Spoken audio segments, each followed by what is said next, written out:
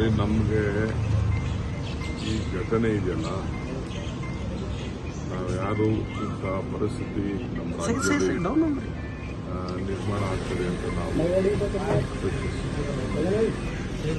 RCB ಅವರು ಬರ್ತಾ ಇದ್ದೀವಿ ಅಂತೇಳಿ ಅವರು ಇನ್ಫಾರ್ಮೇಶನ್ ಮೀಡಿಯಾಗೆ ಕೊಟ್ಬಿಟ್ಟಿದ್ರು.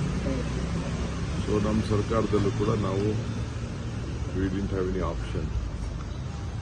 ಆದರೆ ಈಗ ಯಾರು ನಡೆದಿದೆ, ನಮ್ಮ ಮನೆಯಲ್ಲೇ ಆಗಿದೆ. ಪ್ರತಿಯೊಬ್ಬರು ನಮ್ಮ ತಂದೆ ತಾಯಿಯರು, ನಮ್ಮ ಫ್ಯಾಮಿಲಿಗಳಲ್ಲಿ ಆದ ನೋವು ಇಡೀ ರಾಜ್ಯದಲ್ಲಿ ಎಲ್ಲ ಜನರಿಗೂ ಕೂಡ ಇದು ಇದನ್ನ ತಡ್ಕೊಳಕ್ ಆಗ್ತಾ ಇಲ್ಲ. ಈ ಸಂಭ್ರಮ ಇದು ನಾನಿಲ್ಲಿ ಒಬ್ರಿಬ್ಬರ ಮೇಲೆ ತಪ್ಪು ಅಂತ ನಾನು ಹೇಳಕ್ಕಾಗಲ್ಲ. ನಾವು ಡೆಫಿನೆಟ್ ಅದನ್ನ ಪರಿಶೀಲನೆ ಮಾಡಲೇಬೇಕಾಗಿದೆ. ಇದರಿಂದ ನಾವೆಲ್ಲ ಪಾಠನೂ ಕೂಡ ಕಲೀಲೇಬೇಕಾಗಿದೆ. ಇಡೀ ಅಡ್ಮಿನಿಸ್ಟ್ರೇಷನ್ ಬೇರೆಯವರು ಹೆಣದ ಮೇಲೆ ರಾಜಕಾರಣ ಮಾಡ್ತಾ ಇದ್ದಾರೆ. ಕುಮಾರಸ್ವಾಮಿ, ಬಿಜೆಪಿ ಅವರೆಲ್ಲ ಅವ್ರದ್ದು ವೃತ್ತಿ ಅದು. ಹೆಣದ ಮೇಲೆ ರಾಜಕೀಯ ಮೊದಲಿಂದನೂ ಅವರು ನಡ್ಸ್ಕೊಂಡು ಬಂದಿದ್ದಾರೆ. ಬೇಕಾದ್ರೆ ನಾನು ಪಟ್ಟಿ ಕೊಡ್ತೀನಿ. ಅವ್ರವ್ರ ಅಡ್ಮಿನಿಸ್ಟ್ರೇಷನ್ಗಳಲ್ಲಿ ಏನೇನಾಯ್ತು ಅಂತ ನಾನು ರಾಜಕಾರಣ ಅವ್ರ ಥರ ರಾಜಕಾರಣ ಮಾಡಲಿಕ್ಕೆ ನನಗೆ ಇಷ್ಟ ಇಲ್ಲ. ಬಟ್ ನನಗೆ ಐ ಆಮ್ ವರೀಡ್ ಅಬೌಟ್ ಆ ಪಾಪ ಮಕ್ಕಳು, ಚಿಕ್ಕ ಮಕ್ಕಳು ಬಹಳ ನಾನು ನೋಡಿದೆ ಅಂತ 15 ವರ್ಷ ಮಕ್ಕಳು ಎಲ್ಲ ಈ ರೀತಿ ಆಗಿದ್ದವು. 10 ಜನ ನಾನು ನೋಡಿದ್ದೀನಿ, ನನ್ನ ಕಣ್ಣಲ್ಲಿದೆ. ಯಾವ ಫ್ಯಾಮಿಲಿನೂ ಡೈಜೆಸ್ಟ್ ಮಾಡ್ಕೊಳಕ್ ಸಾಧ್ಯ ಇಲ್ಲ. ಪೊಲೀಸ್ ಕಮಿಷನರ್ ಅವರು ನನಗೆ ಇಮಿಡಿಯೇಟ್ ಆಗಿ 10 ಮಿನಿಟ್ಸ್ ಅಲ್ಲಿ ಕ್ಲೋಸ್ ಮಾಡ್ಸಕ್ಕೆ ಒಂದು ಮಾಡಿ ಅಂತ ಹೇಳಿದ್ರು. ಇಮಿಡಿಯೇಟ್ ನಾನು ರಶ್ ಮಾಡಿದೆ ಅಲ್ಲಿಗೆ. ಪಾಪ ಪೊಲೀಸ್ ಕಮಿಷನರ್ ಬಂದು ಹೇಳಿದ್ರು, ಇತ್ತಿರಿ 1-2 ಏನೋ ಹೆಚ್ಚು ಕಮ್ಮಿ ಆಗಿದೆ, ಸ್ವಲ್ಪ ಇಮಿಡಿಯೇಟ್ ಆಗಿ ರಶ್ ಮಾಡಿ 10 ನಿಮಿಷದಲ್ಲಿ ಮುಗಿಸಕ್ಕೆ ನೀವು ಏರ್ಪಾಟ್ ಮಾಡಿ ಅಂತ. ನಾನು ಇವರು ಮ್ಯಾನೇಜ್ಮೆಂಟ್ ಅವರು, KCA ಮ್ಯಾನೇಜ್ಮೆಂಟ್ ಅವರು ಹೋಗಕ್ ಆಗ್ತಿರ್ಲಿಲ್ಲ. ನಾನು ಕಾರಲ್ಲಿ ಕುಂಡಿಸ್ಕೊಂಡು ನಾನು ಅಲ್ಲಿ ಹೋಗೋದು, KCA ಹೋಗೋದು ನನಗೆ ಪ್ಲಾನು ಇರಲಿಲ್ಲ. ಅವ್ರು ಇನ್ವೈಟ್ ಮಾಡಿದ್ರು. ನನಗೆ ಅಲ್ಲಿ ಹೋಗಕ್ಕೆ ನನಗೆ ಇಂಟ್ರೆಸ್ಟ್ ಇರಲಿಲ್ಲ ನನಗೆ.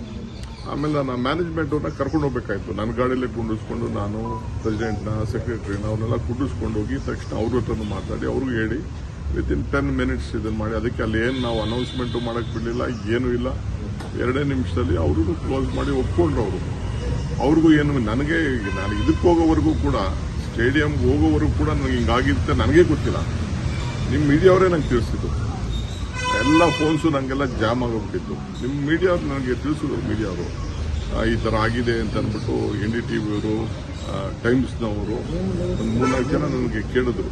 ಟೈಮ್ಸ್ನವರು, ಇಂಡಿಯಾ ಟುಡೇ ಅವ್ರು ನನಗೆ ಈ ಥರ ಆಗಿದೆಯಂತೆ, ನಿಮ್ಗೆ ಏನು ಗೊತ್ತಿತ್ತು? ನನಗಿನ್ನ ಗೊತ್ತಿಲ್ಲ ಅಂತಲೇ ನಾನು ಹೇಳಿದೆ. ಆಮೇಲೆ ನನ್ನ ಕಮಿಷನರ್ ಹೇಳಿದ್ರು ನನಗೆ ಬಂದು 1-2 ಈ ಥರ ಆಗಿದೆ, ತಕ್ಷಣ ನಾವು ಹಾಸ್ಪಿಟ್ಲಿಗೆ ಈ ಥರ ಆಗಿದೆ, ಇಮಿಡಿಯೇಟಾಗಿ ದಯವಿಟ್ಟು ನೀವು ಕ್ಲೋಸ್ ಮಾಡಿಸ್ಬೇಕು ಅಂತ. ನಾನು ಟೇಕನ್ ದಟ್. ನಾನು ತಕ್ಷಣ ಅವ್ರಿಗೆ ಹೋಗಿ ನಾನೇ ನಿಂತ್ಕೊಂಡು ಅಲ್ಲಿ ಅವ್ರಿಗೆ ಹೇಳಿದೆ, ನೋ ಪೊಲ್ಯೂಷನ್, ನೋ ಭಾಷಣ, ನಥಿಂಗ್, ಯಾರು ಮಾತಾಡೋಕ್ಕೂ ಅಲ್ಲಿ ಅವಕಾಶ ಕೊಡದೆ ಆಗಿದೆ. Definitely we will go to ನಮ್ದೆಲ್ಲರ ಇದರಲ್ಲಿ ನಾವು ಒಬ್ಬರ ಮೇಲೆ ಇಬ್ಬರ ಮೇಲೆ ಬಿಡುವಂತ ಸಂದರ್ಭ ಆಯಿತು. ಯಾರ ಮೇಲೆ ಬ್ಲೇಮ್ ಮಾಡೋಂಥ ಸಂದರ್ಭ. ನಾನು ಯಾವ ರಾಜಕೀಯದವರು ನನಗೆ ಅವ್ರು ಏನು ಮಾತಾಡ್ತಾರೆ ಅಂತ ನನ್ನ ಲೆಕ್ಕನೂ ಇಲ್ಲ. ಅವರೆಲ್ಲರದು ಮಾಮೂಲಿ ಚೇಷ್ಟೆನೆ. ಅವ್ನು CT ರವಿ ಮಾತಾಡಲಿ, ಕುಮಾರಸ್ವಾಮಿ ಮಾತಾಡಲಿ, ಅಶೋಕ್ ಮಾತಾಡಲಿ, ಯಾರು ಮಾತಾಡ ಅವ್ರದ್ದೆಲ್ಲ ಬರೀ ರಾಜಕಾರಣ. ಅವ್ರದ್ದೆಲ್ಲ ಬೇರೆ ಸಂದರ್ಭದಲ್ಲಿ ನಾನು ಮಾತಾಡ್ತೀನಿ. ಇವೆಲ್ಲ ಬರ್ತದೆ ಚರ್ಚೆ. ಅಸೆಂಬ್ಲಿಲಿ ಅವ್ರವ್ರ ಕಾಲದಲ್ಲಿ ಏನೇನು ಮಾಡಿದ್ರು ಅಂತ ಅಂದ್ಬಿಟ್ಟು ಚರ್ಚೆ ಬರ್ತದೆ. ನಾನು ಮಾತಾಡ್ತೀನಿ. ಈಗ ರಾಜಕಾರಣ ಮಾತಾಡೋದು ಬೇಡ. ಅಧಿಕಾರಿಗಳು ಮಾಹಿತಿ ಕೊಟ್ಟರು ಕೂಡ ಸರ್ಕಾರ ತರಾತುರಿಯಲ್ಲಿ ನಿರ್ಧಾರ ಮಾಡ್ತು ಅಂತ ಸರ್ ಕೆಲ ಅಧಿಕಾರಿಗಳು ಹೋಮ್ ಮಿನಿಸ್ಟರ್ ಹತ್ರ ಈ ಬಗ್ಗೆ ಮಾಹಿತಿ ಕೊಟ್ಟಿದ್ದಾರೆ. ಆಯ್ತಪ್ಪ, ಕುಮಾರಸ್ವಾಮಿ ಹೇಳ್ದಂಗೆ ಅದನ್ನ ನಾನು ಉತ್ತರ ಮೇಲೆ ಕೊಡ್ತೀನಿ.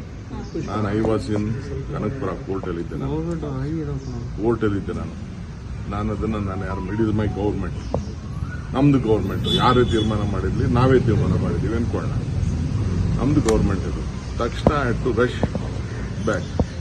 ನನಗೂ ಕೆಲವು ಪೊಲೀಸ್ ಆಫೀಸರ್ಸ್ ಫೋನ್ ಮಾಡಿ ಹಿಂಗೆಲ್ಲ ಹಿಂಗಿದೆ ಅಂತ ಹೇಳಿದ ತಕ್ಷಣ ಟು ರಶ್ ಬ್ಯಾಕ್. ನಾವ್ಯಾರು ಎಕ್ಸ್ಪೆಕ್ಟೇ ಮಾಡಲಿಲ್ಲ.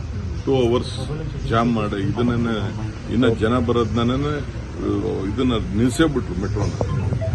ಆ ಥರ ಪರಿಸ್ಥಿತಿ ಆಯಿತು. ನನಗೆ ನೀವು ಬರೀ ರಾಜಕೀಯ, ನೀವು ಮಾಧ್ಯಮ, ನೀನು ಕೇಳಕ್ ಹೋಗ್ಬೇಡ. ರಾಜಕೀಯ ಮಾಧ್ಯಮ ಅವ್ರದ್ದು ಕಾಲದಲ್ಲಿ ಏನೇನಾಯ್ತು, ಇಲ್ಲಿ ನನ್ನ ಮನೆ ಮುಂದೆ ರಾಜ್ಕುಮಾರ್ ಆದಾಗ ಏನಾಯ್ತು, ಇಲ್ಲೇ ಎದುರುಗಡೆ ಮನೇಲಿ ನಾನಿದ್ದೆ ಅವತ್ತು. ಆಗ ನಾನು ಡೆಲ್ಲಿಲಿ ಇದ್ದೆ ಅವತ್ತು. ಏನೇನಾಯ್ತು, ಯಾವ ಸಂದರ್ಭದಲ್ಲಿ ಏನೇನಾಯ್ತು ಡೆಲ್ಲಿಲಿ, ಅದೆಲ್ಲ ಈಗ I don't want to speak politics, ದಟ್ಟಿ ಪಾಲಿಟಿಕ್ಸ್. ಅವರು ಯಾವತ್ತೂ BJP and JDS always plays politics on dead bodies. That is their life. This one ಯಾವ their agenda, political agenda. But they should see what they have done. We are deeply hurt. It is our own family, all the members, the image of Karnataka, the image of Bangalore. Yes, we take it. We are not blaming on others. Though it has happened very unexpectedly. We never expect, no one expected such a crowd. After 18 years, I don't know what was boiling in the youngsters. They all came. No doubt, some decision was there. They wanted to come when they open, and that is all debatable. Things has happened. Now let us be a part of the grief. We want to respect them. It is our family members. We all are. My CM is also shocked. My Home Minister is also shocked. The entire government is shocked. The state is mourning for this.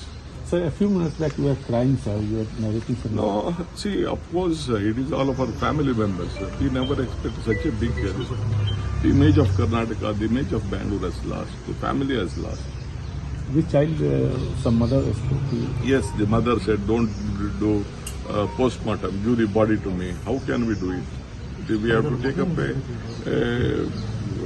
legal this one. Tomorrow something may happen, whether it has been done it in a proper way, whether it is not been, it is an accident, whether someone has stamped it, someone has stabbed it. That has to be, a report has to be come from the health. When postmortem is done, only we will know about it. Because I just checked the gates, what the things were there, how many gates were there. A lot of issues are there. I think the magistrates will definitely look at it. We are very serious in this. My party, even in the national level also, they are very much concerned on this issue. So let us, we will try to find a solution for this. So the duty saying that the permission was not given by the I police. don't want to react to any of these BJP guys. I am only answer to the people of Karnataka and the people of the country. All BJPs are all nonsense political relation. They are also the masterminds of all these dirty things. Thank you, sir.